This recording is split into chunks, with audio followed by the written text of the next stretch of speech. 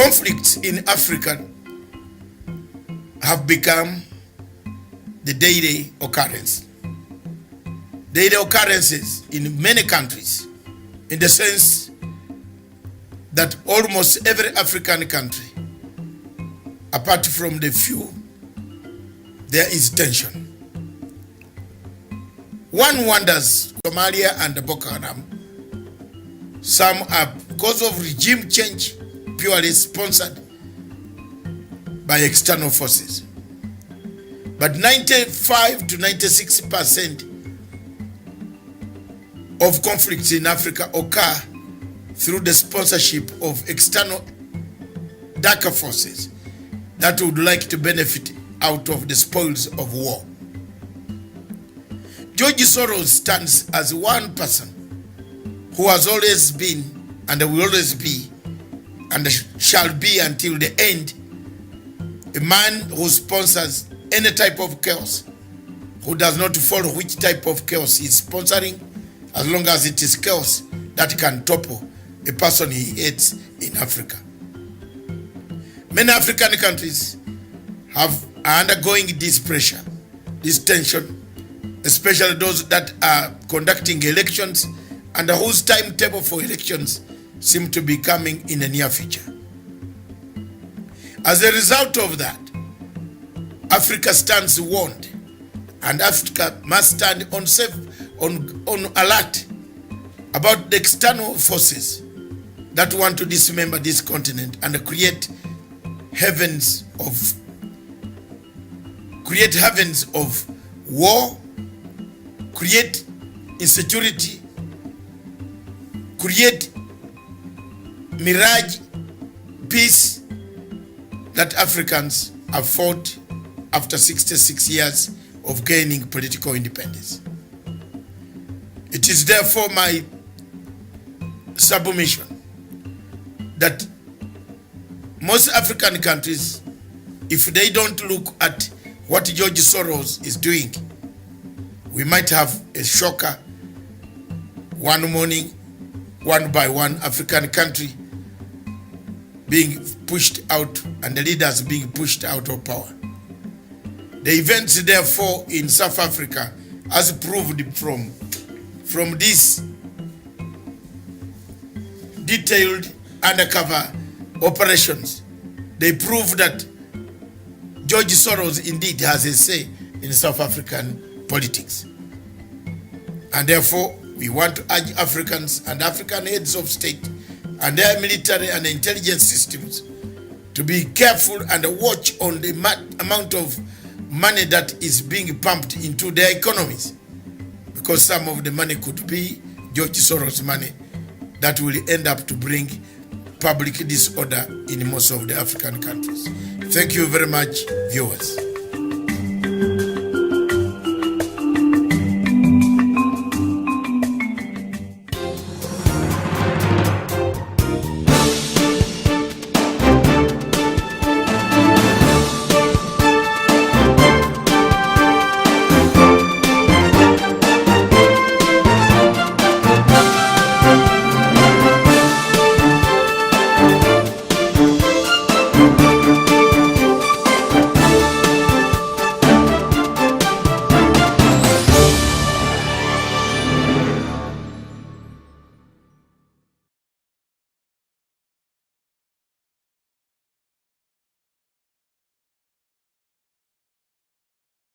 Good evening, viewers. Good evening, viewers across the globe, across the continent of Africa. Good evening, viewers in Europe, in Ukraine, in Russia. Good evening, viewers in China. Good evening, viewers in Harare, Zimbabwe. Good evening, viewers in South Africa, Cape Town, Tripoli, Accra, Abuja, Kigali, Maputo, Dar es Salaam, Mogadishu. Good evening, Africa. Good evening in Kampala, Uganda, Juba, South Sudan. Good evening. Good evening in London. Those watching us from London, Thank you very much.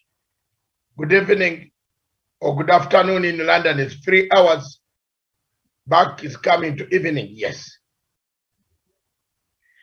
The events of the recent few weeks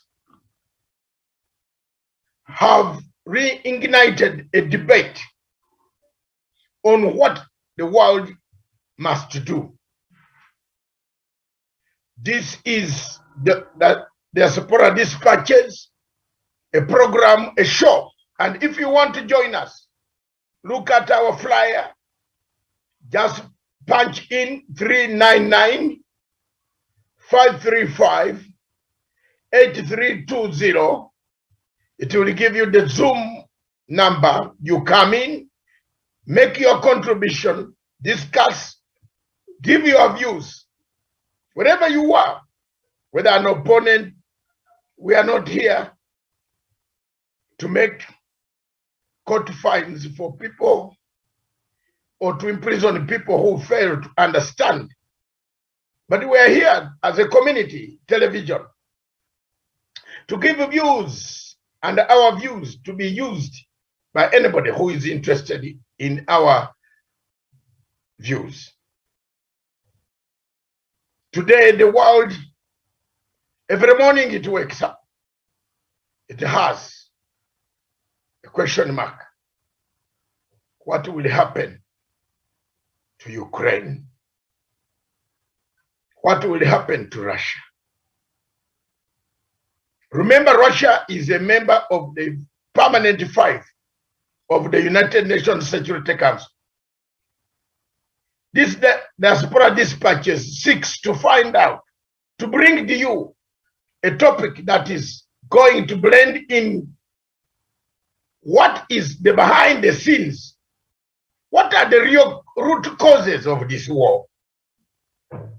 We might be fighting a war. We might be taking resolutions in the United Nations Security Council. We can shout up to morning.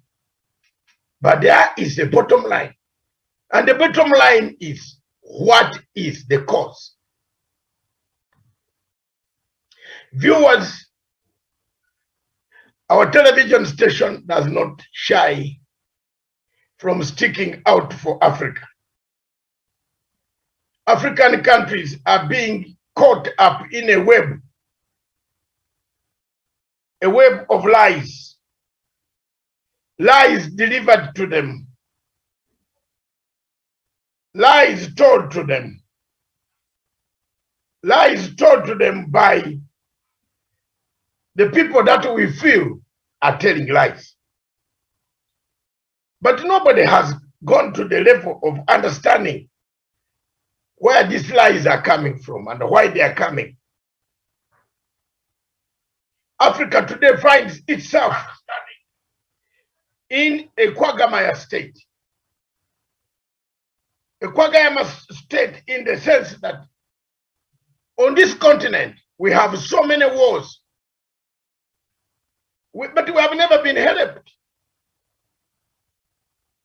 We have so many people dying in Congo, in Cameroon, in Central African Republic.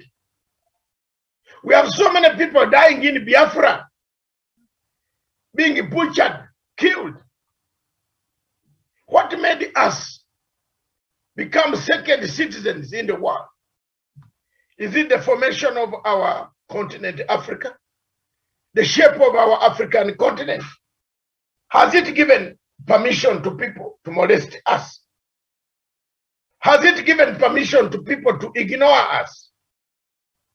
When it comes to the United Nations Security Council, Africa is now non-rotational.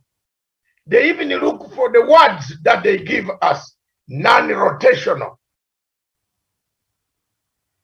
Non-rotational meaning something you can be there, you're not there, you come, someone again comes to take. We don't have permanent residence.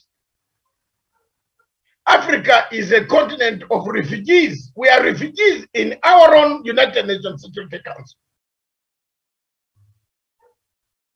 But when it comes to people seeking our support, We run very fast. They run very fast and start having shuttle diplomacy to take us to conflicts that we don't want to be part and parcel of them. The Ukrainian conflict has root causes. First, I will not go to the details of 1924 agreement, the Warsaw Pact, the NATO. Those are difficulties. Those are alien. I look at the root cause, which has brought us to where we are today.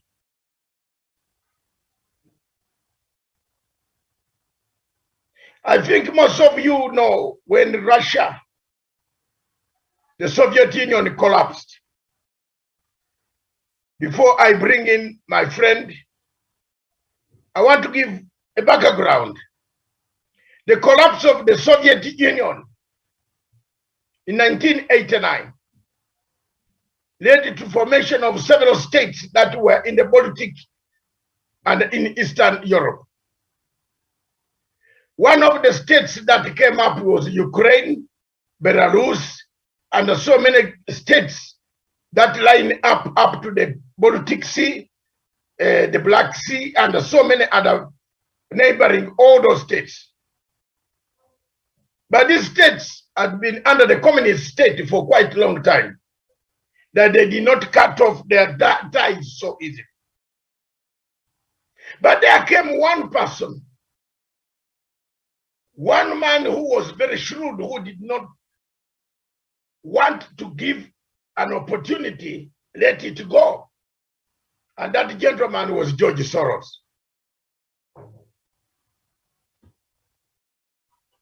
George Soros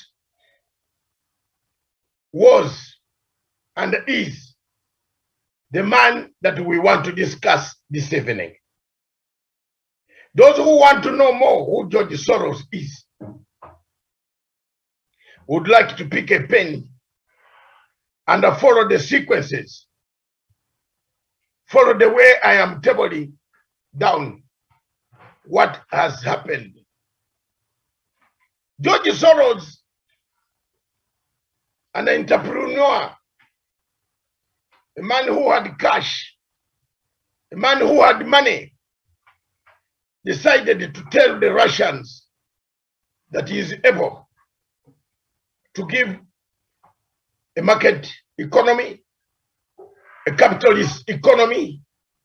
He is able to bring Coca-Cola, McDonald's, Max, KFC, Marks and Spencer, Wall Street products, all of them, Walmart, all these companies were going to go.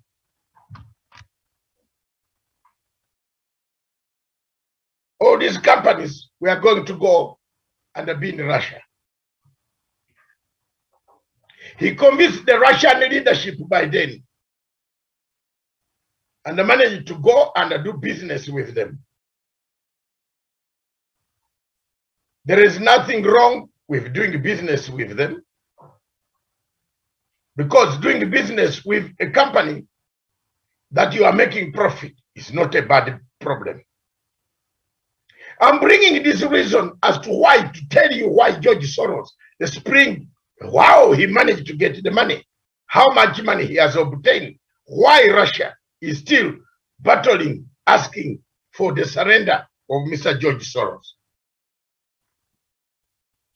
Many of you across the continent of Africa, when I speak about George Soros, some of you call me names, but very soon he is coming near you. Very soon you will also be battling him. Very soon you will also be smelling him. Very soon there is a wind that is going to blow that will resemble like him. Very soon you will feel it, like what the Russians did. I am against the Russian invasion of Ukraine. The killings, the bombardments, of men, women, young children, old women. That is not the way to go. But the root cause of the crisis must be found out. Has anybody asked why George Soros had a warrant of arrest issued by Russian authorities to Interpol? The Russian authorities issued a warrant of arrest to Interpol seeking the arrest of Mr. George Soros because he embezzled their money to a tune of almost $960 billion. As if that is not enough, the successive governments from Obama, from Clinton, Obama, Bush, they went on telling Russians, we shall work on it. The matter has been growing. After getting that money, George Soros went around the world to create what we call Open Society Foundation. The Open Society Foundation, which you can go to the website and see what work it does in Africa. Where are you in Africa? Where are you in Kenya? Where are you in Uganda? Where are you in Zimbabwe? Don't you see the activities of Open Society Foundation with a yellow ribbon? A yellow ribbon is flowing across the continent of Africa. A yellow ribbon is being initiated. A yellow ribbon brought a revolution in Malawi. A quiet yellow ribbon brought a revolution in Zambia. A quiet revolution is springing slowly, silently in Zimbabwe. Does it help you to see why Chamisa was able to change his colors from red to yellow?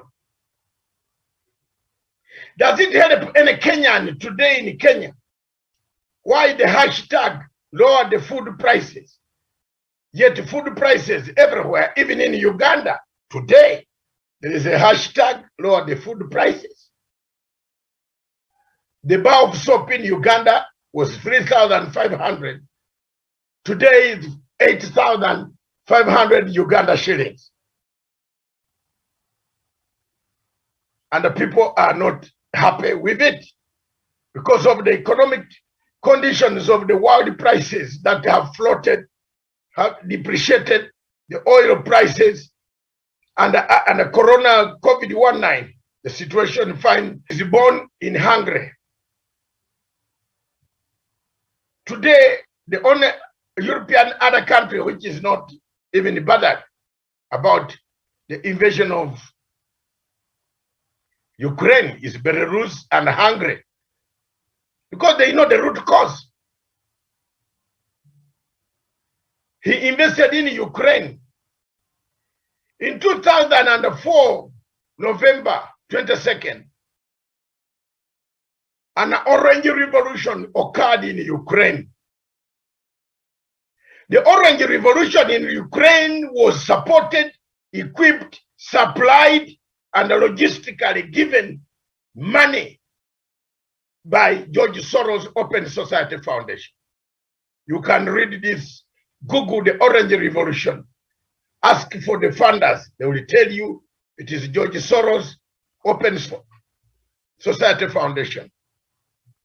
I had a friend called Mr. Dick Morris, a great man from America, a man who had been in the strategic security positions during the Clinton days. When we were solving the northern Uganda conflict, we used to come across in those days into the 1990s. Dick Morris became the man, the author, the spearheader of the Orange Revolution that swept off the president, created new dispensation, and allowed George Soros to settle do business in Ukraine. The banks, the buildings, the what, everything. Most of those banks, most of the banks in Ukraine are George Soros. No wonder Russia is very upset, and it is running over everything. It is destroying, targeting everything. A member of the United Nations Security Council, can you ask yourself, wherever you are seated in Africa listening to this tape, that a member of Permanent 5 is so mad to that level that it goes into a country to start smashing everything. Yet they know if they want a regime change, the other people will use these things. Why do they kill, destroy? There must be a reason. Back to Africa then. Regime change, violent regime change was first cited in Zimbabwe. After Ukraine, it came to Egypt. But before Egypt, there was Zimbabwe. In the 1997, sorry, we have been battling. I have personally been battling George Soros Open Society Foundation, based in South Africa, that had wanted to bring a regime change in Zimbabwe. I've been following George Soros operations of Southern Africa Open Society Foundation offices. I have been following the East African Foundation offices led by men who actually never liked President Uhuru Kenyatta at all, and who never liked President Mugabe at all. I have been following. I have the information. So when I talk to you, I'm not talking to you from the point of a man who has nothing. I know what they do, what they can do, when they can do, and how they can deliver it. The regime change in Africa is coming in the formats through opposition parties. Prime Minister Abiy of Ethiopia came through a regime change mechanisms of George Soros, a friend of George Soros, the only Open Society Foundation offices where he has worked before. He was an NGO person. He was handed over the prime ministership of Ethiopia. You can see exactly what has happened in Ethiopia. Today, the United Nations Human Rights Organization has just appointed the former chief prosecutor, Fatou Bensouda, to investigate Tigray and Ethiopian war crimes. It is sad, therefore, that Ethiopia, that had grown and with a GDP that can assist the rest of Africa, where the rest of Africa can go and work and get companies, was dismembered through a regime change. A regime change directed or well orchestrated from the United States of America, broke the Ethiopian systems, created a war in Tigray, supported the Tigrayans, and here we are. We are at a loss. We have lost millions of people. Millions have been displaced, property destroyed. Ethiopia is no more. It is this that makes me worried. It is this that makes me very tough to tell those who can hear. Perhaps I am Paul, a Gentile preaching to the Jews. Perhaps the Jews could hear my letter in Philippians chapter 3 and 4.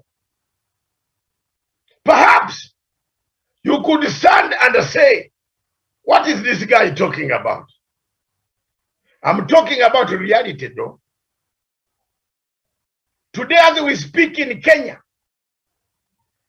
a group of opposition or the people who want to win elections in 2020 to August 10th are in America at night, quietly going out to meet George Soros executive directors. The funding will be given, but the strings of the funding will create a terrible atmosphere in a country that was an island of peace in East Africa. If I'm wrong, time will tell. You can change the time, but you cannot change the hand. You can't bend the hand, but you can change the time. I don't know whether you people in Africa know that. You can change the time, but you cannot bend the hand of the clock. It has always remained. It will always remain. The truth is coming. The machinations against the government of President Uhuru Kenyatta by the Open Society Foundation surrogates, namely Mudavadi, and now joined by William Ruto, is something that we cannot leave unnoticed. It's something that we have to tell Africans, and plainly. The worst thing is, has anybody in the French-speaking country asked why George Soros has not helped the people of Cameroon? Why? Amazonians have been killed in millions. Amazonians yearn for freedom. The women, the children, the old people. They have been running for the last 6 years. Since the resolution 1668 in 1961, when it was resolved that Amazonia becomes a state within African nations, did the Security Council run to put a resolution to call the General Assembly again? From Ahijo to Paul Robier, anybody who has studied political science like myself understand very well the plight of the people of Amazonia. They need help. Is the UN running? Because Africa, we are bewitched. We have rushed. We rush. We know everything, but we don't know yet. Very few Africans knew that why Russia is pounding Ukraine, one of the reasons, and why America is not going to help in with troops in Ukraine, in Kiev, is because there is a warrant of arrest for Mr. George Soros, who is part and parcel of the American establishment, who cannot be handed over to the Russians. Voila. Voila. Look at that. Why is it that America cannot send troops in Kiev? Why are we lamenting on the fence? NATO has troops. Why is NATO not committing troops on the ground in Kiev? Why? It's because the beloved boy, George Soros, mans Paris. George Soros has several banks, about 6 of them in Paris. Without George Soros' money that is stole from Russia to bank in Paris, in France, Paris will collapse. There would be no France. So France cannot ban, cannot stop, yet Americans and the French run to put sanctions on a country like Zimbabwe. Today, Zimbabwe has sanctions. It moves with sanctions. It cannot sell its gold, diamonds, yet it can sell diamonds and build better roads that could be better than American roads. Hello, viewers, are we there? Let's look at one of these. There is a younger girl as we speak. Slowly, I want studio back in Nairobi. Put the lady on the microphone. Studio, when you are ready, give me signal. I want to show to the world that I am able. and I have been able to defend Africa, to stand for Africa, to be able to tell the truth, because I have the material, I have the tools of analysis that I studied not from an American university, but from a British university, whose reference numbers are referenced. You can't steal a degree in Britain. It's impossible. Anybody who has studied there, you are either marked and you are passed, or you are marked and you are failed. Let's put the video and listen. One thing that keeps me puzzled, despite having studied finance and economics at the world's best universities, the following question remains unanswered. Why is it that 5,000 units of our currency is worth 1 unit of your currency, where we are the ones with the actual gold reserves? It's quite evident that the aid is in fact not coming from the West to Africa, but from Africa to the Western world. The Western world depends on Africa in every possible way, since alternative resources are scarce out here. So how does the West ensure that the free aid keeps coming? By systematically destabilizing the wealthiest African nations and their systems, and all that backed by huge PR campaigns, leaving the entire world under the impression that Africa is poor and dying and merely surviving on the mercy of the West. Well done, Oxfam, UNICEF, Red Cross, Life Aid, and all the other organizations that continuously run multi-million-dollar advertisement campaigns depicting charity porn to sustain that image of Africa globally. Ad campaigns paid for by innocent people under the impression to help with their donations. While one hand gives under the flashing light of cameras, the other takes in the shadows. We all know the dollar is worthless, while the euro is merely charged with German intellect and technology, and maybe some Italian pasta. How can one expect donations from nations that have so little? It's super sweet of you to come with your colored paper in exchange for our gold and diamonds. But instead, you should come empty-handed, filled with integrity and honor. We want to share with you our wealth and invite you to share with us. The perception is that a healthy and striving Africa would not disperse its resources as freely and cheaply, which is logical. Of course, it would instead sell its resources at world market prices, which in turn would destabilize and weaken Western economies, established on the post-colonial free meal system. Last year, the IMF reports that 6 out of 10 of the world's fastest growing economies are in Africa, measured by their GDP growth.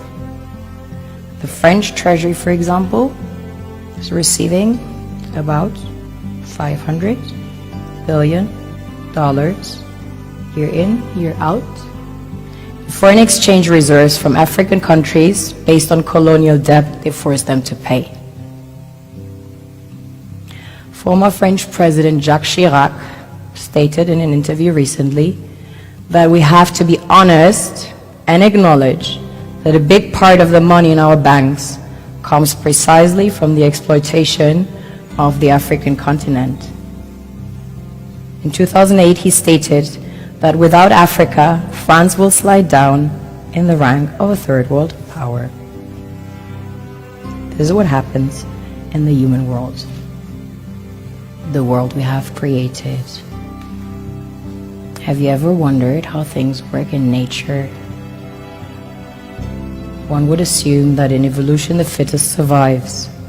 However, in nature, any species that is overhunting, overexploiting the resources they depend on as nourishment, natural selection would sooner or later take the predator out because it offsets the balance.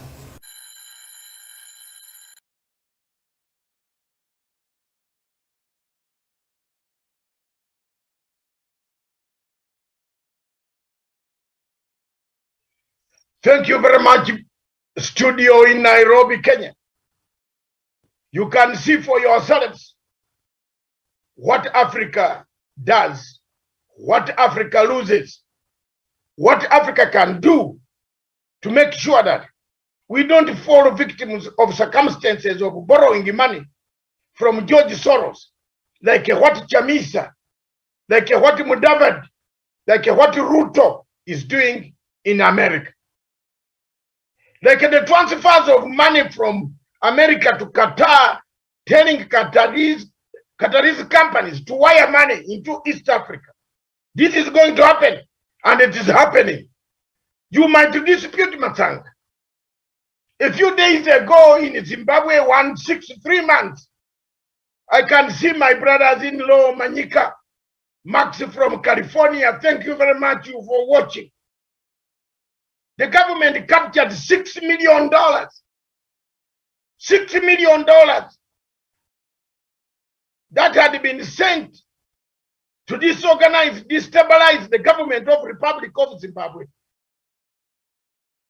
Today, as we speak, we cry more about Ukraine, but we are not crying more about Amazonia.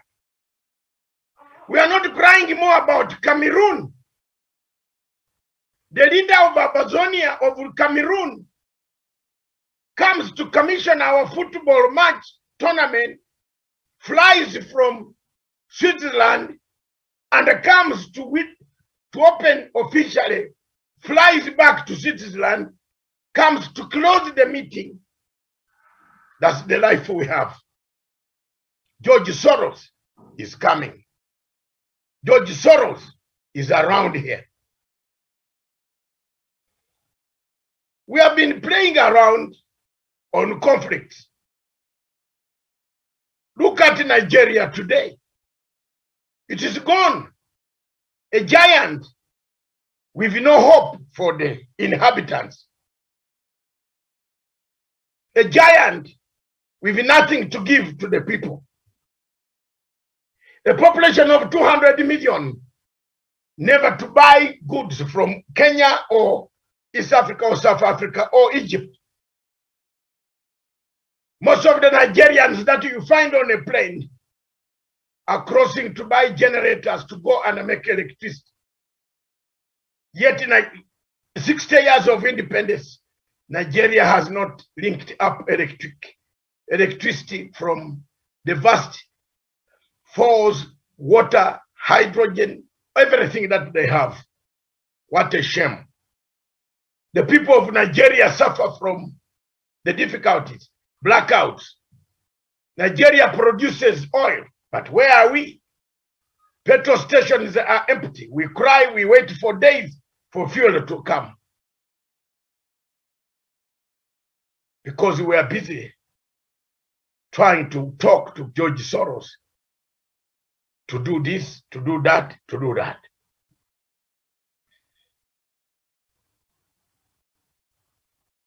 In Kenya, George Soros has caused us a problem before. In 2007, I met George Soros in one of the hotels with a gentleman by name Murage, who was the principal private secretary of President Kibaki. That was the last time I saw George Soros physically on African continent.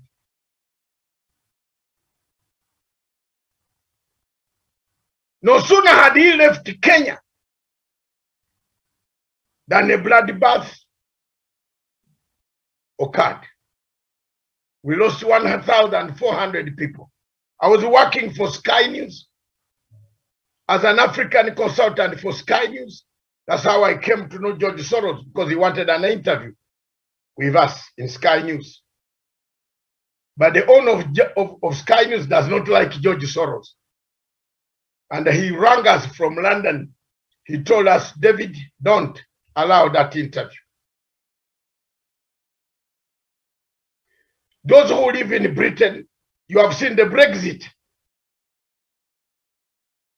He's the one who funded the opposition. He has not shied away from telling you he funds opposition. He funds coups. He funds chaos. He can create chaos in your country. You take his money, but he will come and bring chaos. Put another video that will bring the plight of Africans. Are we Africans? Why do we give these embassies the priority to live? Look at the way they describe us. If you are ready, production team in Nairobi, bring the video. Eamon, before I go, some of the media coverage of the conflict in Ukraine has been kind of off. We have reporters and pundits making some rather awful remarks about the nature of this conflict and these refugees versus, say, conflicts and refugees in the Middle East. Have a listen. But this isn't a place, with all due respect, like Iraq or Afghanistan, that has seen conflict raging for decades. This is a relatively civilized, relatively European, I have to choose those words carefully too. I'm sorry, it's very emotional for me because I see European people with blue eyes and blonde hair being killed, children being killed every day with Putin's missiles and his helicopters and his rockets. Now the unthinkable has happened to them. And this is not a developing third world nation. This is Europe. Eamon, first off, Europe has been home to some of the worst wars and worst war crimes in human history. I mean, the Holocaust. So why this surprise that bad things are happening in Europe?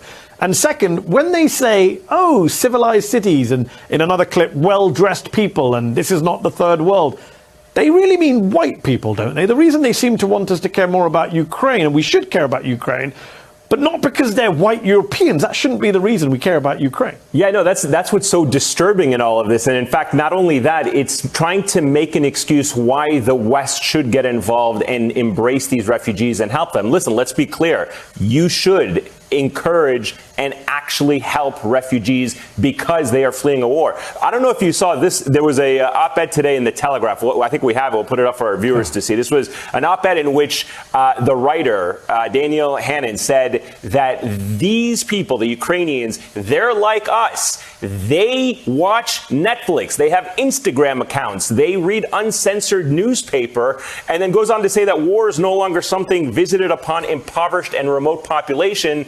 Oh no, it's happening to us here in Europe. And to your point, you're absolutely correct. Europe has had some of the worst human rights abuses and atrocities and wars in not just modern history, in all of history. Good to see you, Mahdi. Greatly appreciate it, my friend. You can see. That is why we cannot have a United Nations Security Council seat. We are not valued. We are not valued. That's why we cannot have intervention means on African conflict. Who has intervened in Libya? Libyans have been killing each other since Muammar Gaddafi died. Show me one thing. Who brought the revolution uprising in Egypt? Show me. It is George Soros. That's why we cannot be helped. That's why in the Central African Republic, they go mining, taking our diamonds every day, every morning. 2 planes leaving Paris to carry diamonds, full of diamonds in tonnage. That's why Africa is poor. Because look at Europe. The people running are well developed, not a developing country. Have you seen that comment? That's why we are not cared for. That's why we fly to United States of America, Deputy President Ruto and the entourage, to go and beg George Soros to fund him in an election in Africa. To go and ask the churches, evangelical churches that have become commercial, that go to America to pick American money and come and play guitar, sing for us here. Hallelujah. When President Uhuru Kenyatta talked about the churches, they became annoyed because all of them are commercial. How many of you go to church these days without changing a shirt? Without buying a new dress? Without buying a new shirt? Without going to the saloon? Go to our churches, go to our saloon, spas, and you'll find bishops. 5 hours, a bishop's head is being worked on to hide the white. Hallelujah. Hallelujah. To hide the white hair in order to preach and tell us, don't do this, don't do that. It's commercialism. Religious commercialism has caught us with us. Christian fundamentalism of the America is being imported slowly through deals of Mudavadi and Chamisa, who are surrogates of George Soros, to create in Zimbabwe. What does Chamisa? You Zimbabweans sit there. Some of you say we have the chief of CIO, or see we know this. What do they know? Mr. Chamisa is coming. He's preparing for you every day. And you have got to stop him, either talk to him, engage him, or deal with a situation. President Uhuru Kenyatta in Kenya, knowing very well that George Soros was coming, he engaged Raila Amolo Odinga. Next week, I will be in London on 11th at 2 p.m. to give a lecture, an open lecture about the handshake. Is the handshake the correct strategy for Africa? How many people in Africa know what the elections are?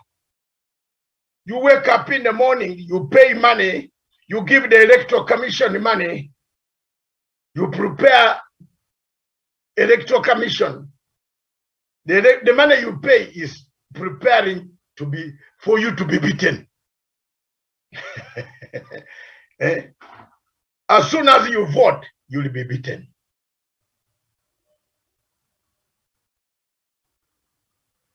You'll be beaten.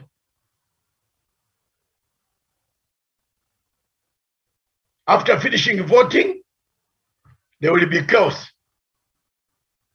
Already today, look at the deputy president of Republic of Kenya, who is in the government, has gone to United States of America and accused Uhuru Kenyatta for preparing to rig an election.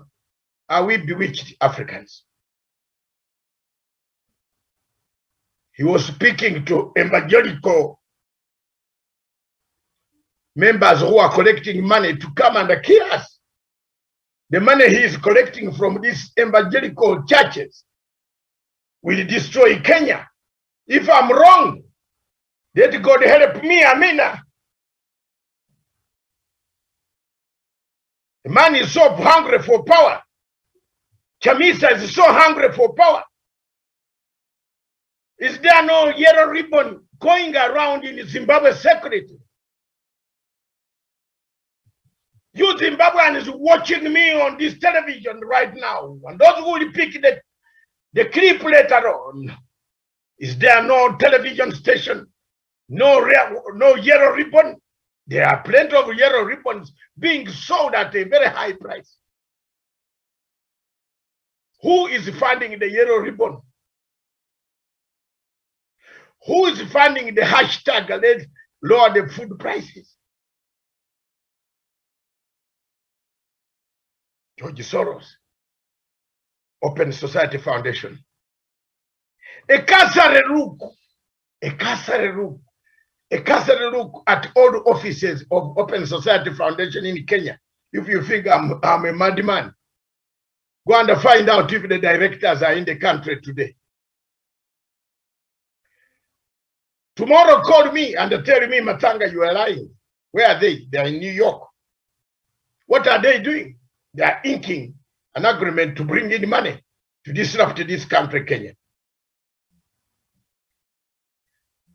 Chamisa recently troubled.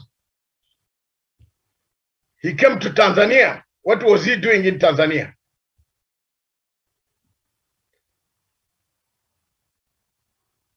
What was he doing in Tanzania? Do you know? In Zimbabwe? It's a matter of not argument. You can argue, but you don't have facts. If you don't listen to us, the people who have the facts and the intel, you are dead.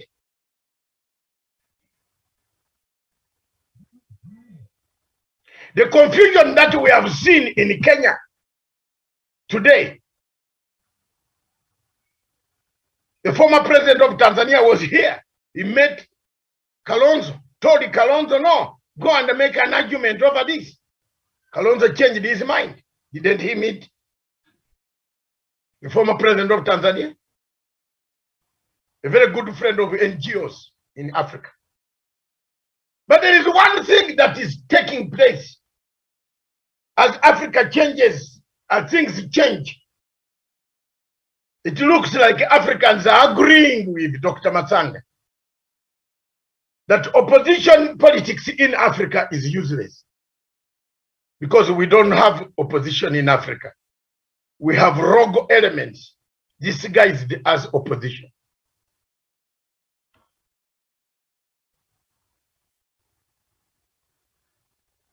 I have an experience in my own country.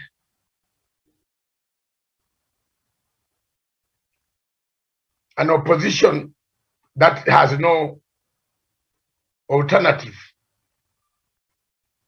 but only sings from morning, something that we did to get rid of. I was one of the few people from 1985. I've been fighting Museveni from 1982. I was with President Obote. We fought Museveni in the Luwelo Triangle. We were overthrown by our own government. Soldiers, generals came and overthrew us, told us to leave in 1985. So Chagulanyi or Besigye or who, whatever rubbish you are talking about, to me it doesn't, they don't even weigh my caliber. I cannot even talk about politics with them. Over what? I can't.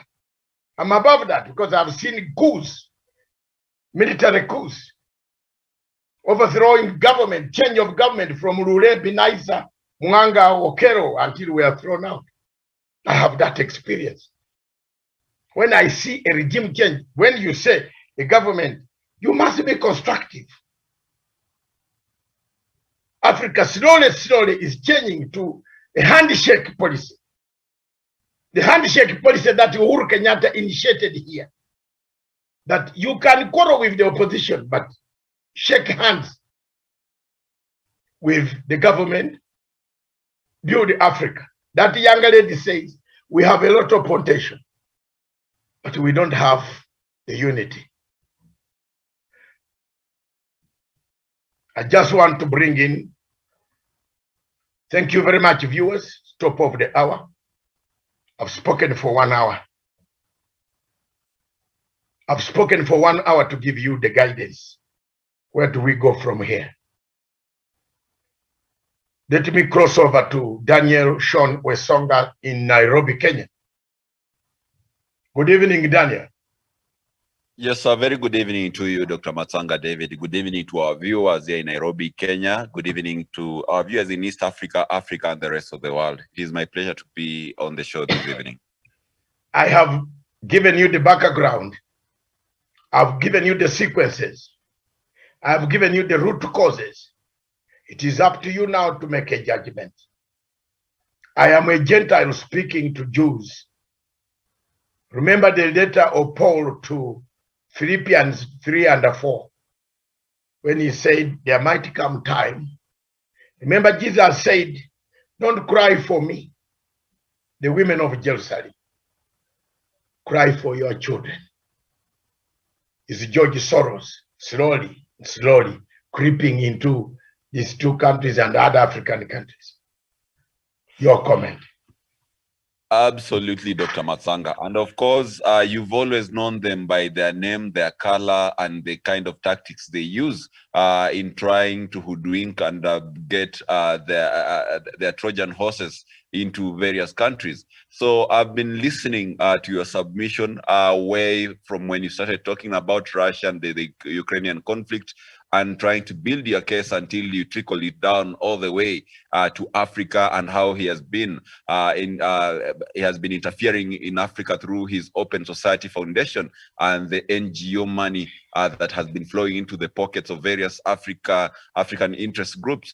And I agree with you that George Soros, for the longest time, he has been trying to interfere with leadership in Africa. And that is why you see any opposition leader who is vying in Africa has to go to Washington, D.C., has to go to the U.S. to be able to meet George Soros or maybe his surrogates to tell him whatever they are planning to do and whatever the agenda they are selling. And also from there, they'll carry the agenda of George Soros of regime change back to the countries and be able to put up a fight with a legitimate regime that is in that particular country. Unfortunately, you've been talking about this for the longest time possible, and most African countries have not been heeding to your call to really evaluate whatever is happening in the background beneath the veneer.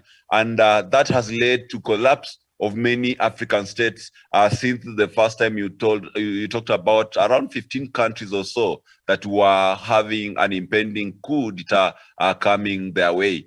And these key players in these countries did not give it quite the essence and the seriousness that it deserved, and that is what came to happen.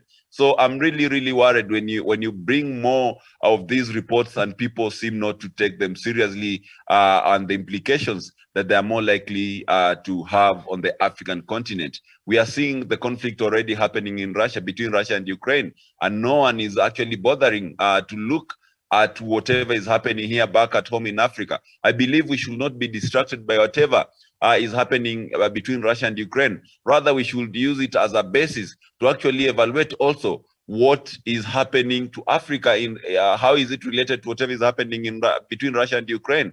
And thank goodness, Dr. Matsanga, you've been able to bring it out to the limelight. Just like you say, you are like Paul preaching to the Gentiles. So let them pick up that information. Let them now make a useful analysis out of it and be able to secure the African continent.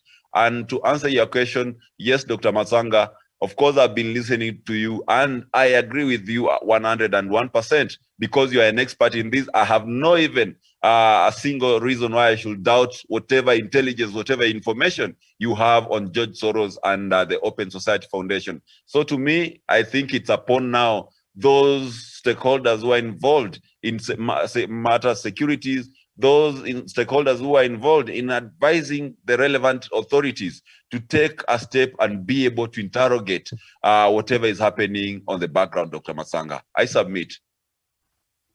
Thank you very much, viewers. Studio, bring me another video. The last one so far. One of those two videos left. If it is ready, you tell me. I do agree with you, Wesonga, that I have done my bit. As an African, that is the best that I can do. I don't have weapons. I have the only weapon I have is my brain. Let's look at this video here of Africans suffering in Ukraine. Hello everyone, I'm speaking right now from Kyiv. Actually, I'm outskirts of Kyiv in Irpin at a basement, trying to get shelter from the bombings and explosions that we've been hearing around. It's really not easy being here, and the condition of our living is not good. It's really cold, and for the past 3 days it's been hard to get good sleep. And many of us are getting sick because of the cold. I'm getting sick because of the cold also. So we need more of your prayers, because this is a very unexpected, situation, and we never saw this coming. But it's here, and we need to stand together, and we need to stand together and pray and support those that are here any way that you can. So only God can save us. The suffering of our people, while embassies in Africa, in Zimbabwe, in Kenya, in Tanzania, in Uganda, the Polish embassy, the ambassadors are enjoying our food. And they don't want to allow our people to cross over to Poland. An African out there, what do you think about it? Wesonga, I give you some time to talk about it. Just come up again, Dr. Masanga. My network is breaking up a bit. I said you saw the video, which has just gone, where Africans are trapped. There's no air, there's no railway, there's no bus, there's no aircraft passing Europe, but they are denied entry into Poland. What do you think about it? Thank you so much, Dr. Matsanga. And whatever I think about this is whatever happened in 1945 during the Second World War. And of course, the Nazi occupation of Poland, where the Jews were being killed in Europe and being exterminated. And that particular time, that served as an eye-opener for the Jewish community across the world. And I believe that is even the time, around that particular time is when the Jewish state of Israel was born. And this is because the Jewish people realized that the Western powers were not interested in assisting the Jews. They realized that also the Western powers actually cared more about the white people, the Westerners, more than any other race in Europe. And therefore, they could not come to their plight. Up to today, we have people in the West who still believe that the Holocaust was actually a conspiracy theory. And from that particular moment, Dr. Matsanga, the Jewish people started thinking inwards. What can they do for themselves? Since the world seemed to have ignored their plight at that particular time. And of course, you realize that at that particular time also, Africa was actually at the height of colonialism. That was the time when Africans had now just started the discourse about having their independence, and most of the African countries were actually at war with these colonial masters, and there was actually a lot of mayhem in the African continent. But the point of departure between the Jewish community and the African community came at a point where both communities actually sorted their problems. The Jewish communities stuck together, and they said, we have seen whatever has happened to our people in Europe. We have seen whatever the Nazi government under Hitler has done to our people. And they saw and said, never again shall we allow the Jewish people to perish at any point in time in any part of the world. And that is why up to today, Dr. Matsanga, if you heard about a Jew person being maybe even held by terrorists in any place in the world, the state of Israel will actually take responsibility, notwithstanding the fact that maybe this person could not be a citizen of the state of Israel. He could be a Jew from Brazil. They could be a Jew from even Ethiopia, but they will send their men to come and rescue that particular person. But Africa seems to have forgotten that. At independence, we never said that never again shall an African person suffer or maybe face discrimination in our world overseas, and we come and be able to rescue them. And in the morning, you raised a very, very fundamental point that the AU does not even have a special fund or maybe a special rapid response team that could assist African in such a scenario. You realize even in the US, when you had the September 11 attack, there was no one to actually go for the African people who had been trapped in such a confusion, you know. So you realize that Africans, unlike the Jewish people, we never resolved that never again shall the African people suffer in the hands of strangers. And that is why every other country is actually rushing in Europe to actually evacuate their people and making sure that they're actually in a point of safety. But in Africa, we only need to empathize with people who are in Europe. We only need, we only seem to show solidarity on the internet without actually taking solid, tangible action to ensure that our brothers and sisters who are in Europe and in more so in Ukraine are in safety. So to me, I think, Dr. Matsanga, it actually brings to me to a point of realization that Africa, we lack the resolve to actually stand up for one another. Our leadership has failed us from the AU all the way to individual nations. Very few African countries have actually showed an initiative of actually going to Ukraine and looking out for their citizens and making sure that they are evacuated to safety. So that shows you the kind of failure the African Union is, the kind of ineptitude, the kind of unpreparedness that we have in African Union, that we can have our African people being discriminated by Poland and other European countries, and no one is doing anything about it. And the reason why these European countries are discriminating Africans is because they know Africans do not have anyone who can stand for them.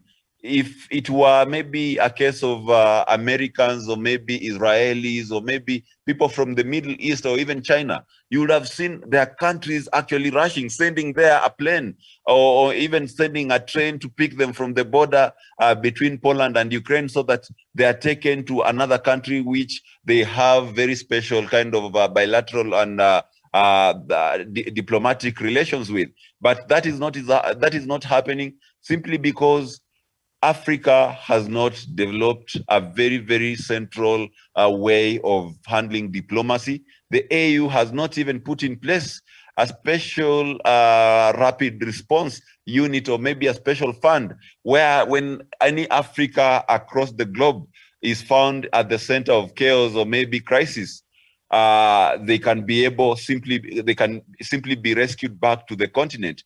You saw the kind of crisis we had in Afghanistan when the US military was living in Kabul.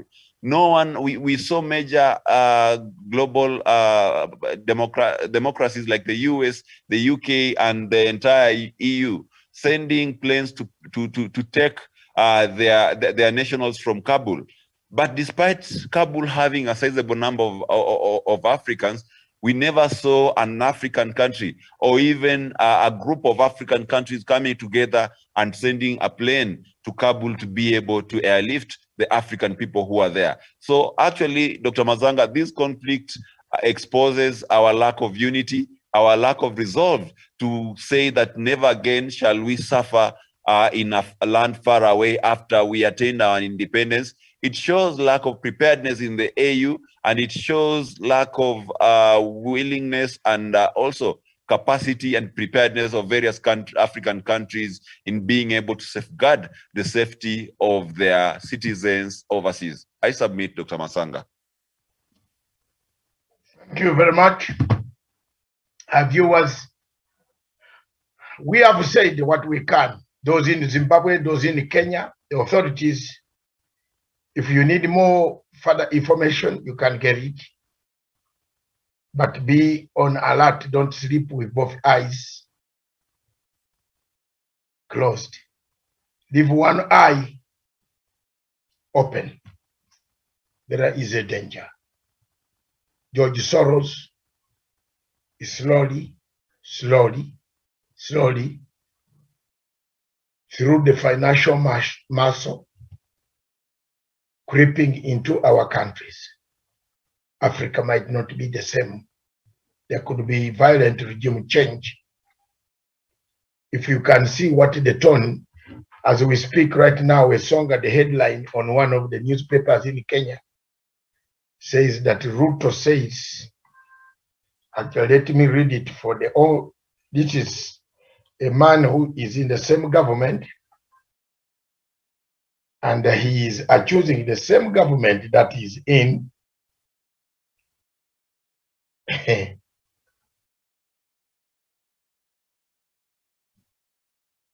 my Jesus Christ, the same that democracy in Kenya is on trial. Ruto tells the United States of America. So have you heard that? Isn't this what we anticipated? Absolutely, Dr. Masanga. And I believe Ruto is being hypocritical because whatever he said after that particular statement, just to expound it, he said that there was a possibility the elections could be rigged in Kenya. Whereas here in Kenya, he has been saying no one can rig the elections. We have a very sound electoral body, IEBC, and therefore the supporter should not be worried. Why is he going to the US and then changing tunes? You know, why is he speaking from the both sides of his tongue? So I think it's a bit hypocritical. And if there was any problem, or maybe regarding IEBC or maybe our democracy, he should have addressed it here in Kenya. And why would a government official, like you put it, who is in the US courtesy of the government of Kenya, spending to a tune of $1 million in expenses, go to the US to actually backbite and be able to backstab the same government? And he's number two in the hierarchy of this of leadership of this country. Why can't he raise that particular matter with the presidency so that it is addressed efficiently? I don't think Dr. Masanga William Ruto is being honest, and it's really, really a shame. He has gone out there to give us a bad name, and those are the things, those are the true characters and the colors of agents of George Soros, of regime change, so that they can be able to get sympathy and empathy from international players, and that only means that they will actually increase their chances of getting more donor funds. I submit. So thank you very much, viewers. We have been here for 1 hour and 17 minutes. We have done our level best. We have explained the George Soros syndrome. Those who have ears hear. Those who haven't. After all, I'm just a Gentile preaching to the Jews. If you look at what Paul was telling the Philippians, he's just passing over the message. I have no powers to effect any of the decisions that I might have preached. That's what Paul was saying. This station, therefore, is for Africa, with Africa by Africa child.